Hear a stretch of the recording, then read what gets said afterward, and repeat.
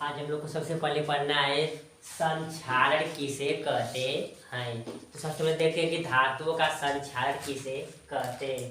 तो जब कोई धातु वायु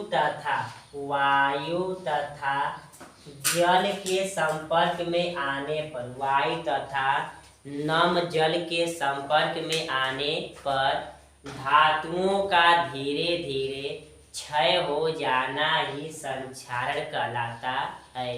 अर्थात जब कोई धातु वायु के संपर्क में आने पर धीरे धीरे खराब हो जाता है तो इसे संक्षारण कहते हैं। अर्थात जैसे धातु में लोहा, साइकिल इत्यादि जो लोहे वाली सामग्री होती है जिसमें मूर्छे की मात्रा लग जाती है उसे संक्षारण कहते हैं।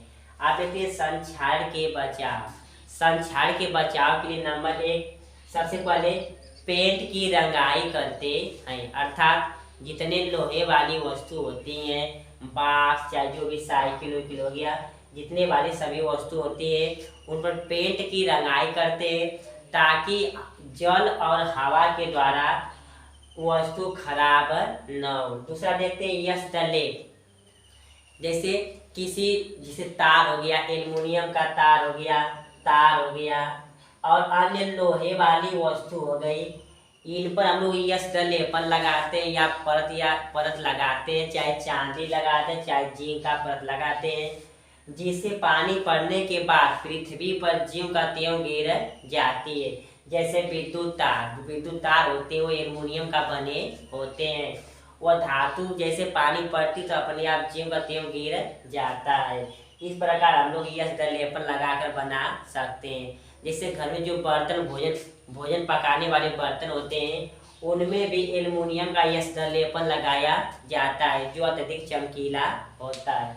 और देखते हैं ग्रीस या पेंट या तेल लगाकर, जैसे कोई वस्तु संक्षारण होती है, खराब होती है, तो उन वस्तुओं को पेंट या ग्रीस लगाकर उन वस्तुओं का बचाव करते हैं। तो इस प्रकार संक्षारण का हम लोग क्या करते हैं, बचाव करते हैं। अर्थात लोहे वाली वस्तुओं में जितने भी जल तथा नम वायु के संपर्क में आने पर वस्तु खराब होती हैं तो उनमें पेंट लगाते हैं, ग्रीस लगाते हैं, प्राइमर का तेल, यश लेप इत्यादि लगाकर संक्षारण का बचाव करते हैं। आगे देखते हैं विकृत गंधिता। जब कोई खाने वाली वस्तु होती है उसको किसी बर्तन या पात्र में रखते हैं, किसी कांच के बर्तन में रखते हैं, तो रखने के बाद उस वस्तु में अचानक, उस पदार्थ में अचानक ऑक्सीजन गैस, इस बर्तन में अचानक ऑक्सीजन गैस प्रवेश हो जाती है तो खाने वाली वस्तु धीरे धीरे खराब हो जाती है। तो खाद्य पदार्थ जो खराब हो जाता है उसी को विकृत गंधिता कहते हैं। अर्थात खाद्य पदार्थ, खाने वाली वस्तु किसी अचार, ब्रेड, मक्खन, घी इत्यादि को किसी पात्र या बर्तन या मोम या प्लास्टिक में रखते हैं, उसमें अचानक ऑक्सीजन गैस प्रवेश होती है तो खाने वाली वस्तु धीरे धीरे खराब हो जाती है, तो इसे विकृत गंधिता कहते हैं। आगे देखते हैं मिश्र धातु। जब दो या दो से अधिक परस्पर धातुओं को आपस में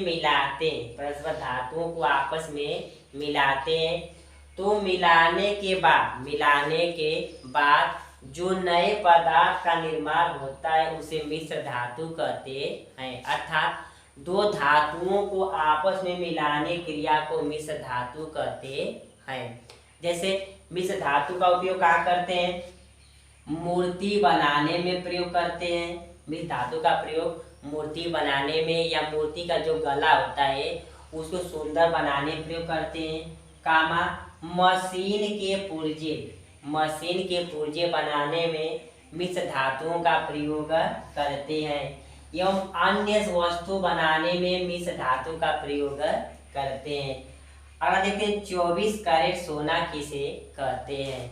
जैसे लोग बोलते होते हैं कि हम लोग 24 कैरेट शुद्ध सोना पहनते हैं, मगर 24 कैरेट शुद्ध सोना नहीं होता है। देखते हैं उसको 24 कैरेट सोना वो होता है जिनमें 22%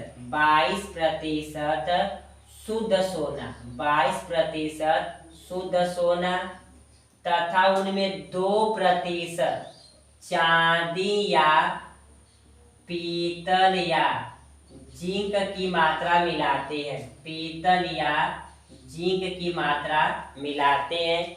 तो मिलाने के बाद इनमें अशुद्धियां पाई जाती है, क्योंकि जो शुद्ध सोना होता है काफी नरम और काफी मुलायम होता है। तो शुद्ध सोना की मजबूती बढ़ाने के लिए उनमें 2% चांदी या उसमें पीतल या जिंक की मात्रा मिलाई जाती है। मिलाने से शुद्ध सोने की धातु की मजबूती बढ़ जाती है। तो 22% शुद्ध सोना और 2% कॉपर या चांदी की मात्रा को मिलाने से जो बनता है, तो जो बनने क्रिया को हम लोग 24 कैरेट सोना कहते हैं। अर्थात जो औरतें कानों में बाली उली पहनती है वो शुद्ध सोना का नहीं होता उसमें, जबकि 22% शुद्ध सोना और 2% कॉपर या चांदी या जिंक की मात्रा मिलाई जाती है। तो इस क्रिया को 24 कैरेट सोना कहते हैं। वीडियो को लाइक, सब्सक्राइब तथा शेयर जरूर करें। धन्यवाद।